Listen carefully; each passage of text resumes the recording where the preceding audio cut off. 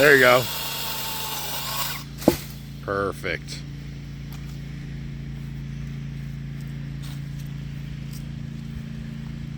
You know a perfect way to do that?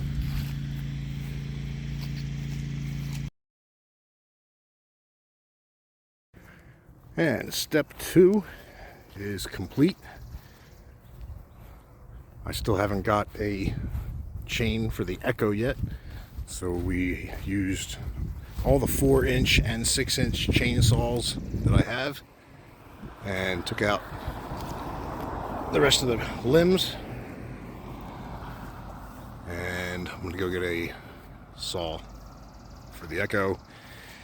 Charge the other batteries. We'll charge the other batteries so we can zip these into smaller piles. I'm going to use that stuff for firewood for camping, and we'll take that out with the Echo.